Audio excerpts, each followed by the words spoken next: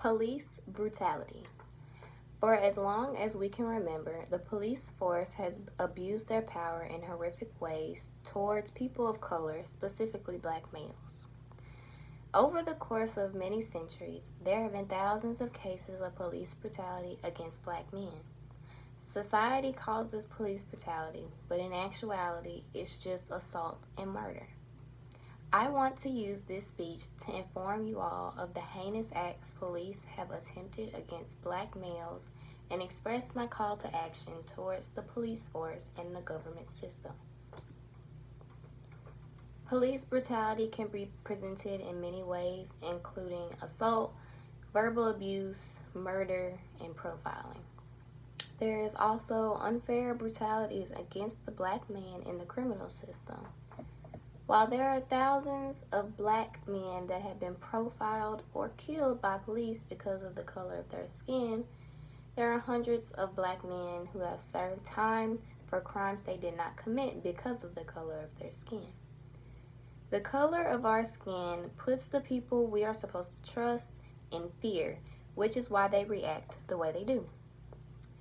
How can a police officer who is training to protect us commit these acts out of fear? While some police officers attack and kill out of fear, some of them commit the acts as a kind of dilemma. Some of these police officers are white supremacists who seek to abuse and kill black men without being held accountable because of their job title. This is simply disgusting and unacceptable. You will rarely see a white police officer kill or abuse a black man while he is off the clock. Black men are also 7 times more likely than white people to be wrongfully convicted of murder, according to an article by Vox written by German Lopez and Javier Z.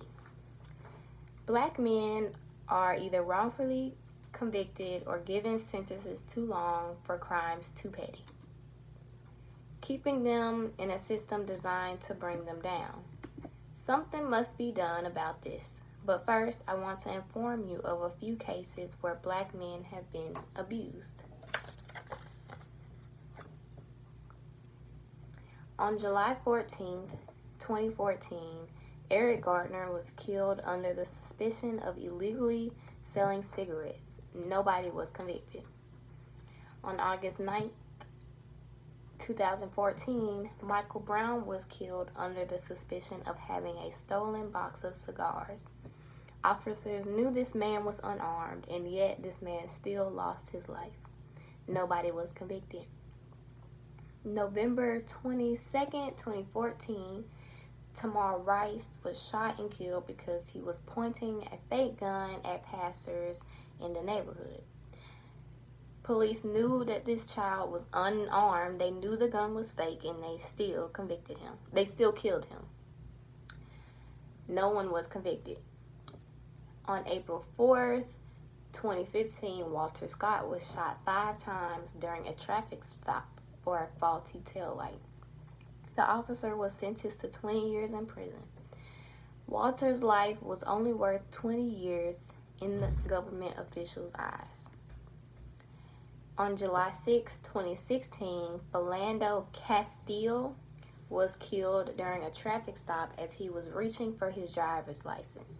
The officer involved was cleared of all murder charges. Philando's girlfriend was in the car as her boyfriend was killed, and the incident was live streamed. Therefore, I saw this man killed on social media. It shouldn't have been this easy for me to find this many cases, but trust me, there are hundreds more. I will not pick up my phone. I should not have to pick up my phone and see my black men being slaughtered. My call to action is to defund the police and get these men proper training. According to an article by CNN written by Scotty Andrew, there are a few meanings associated with defunding the police. This could mean reducing the amount of money they make or receive, disbanding the police, or even stripping police of their lethal weapons. If this speech has impacted you in any way, I ask you to try your best to take part in the change. Sign petitions, protest, and try to get in contact with your local government officials. This is a topic important to me because I am a black woman who will give birth to a black man as well as a black woman, and I want this world to be a safe place for them to walk freely. I love my black men and women, and I will strive to keep them here.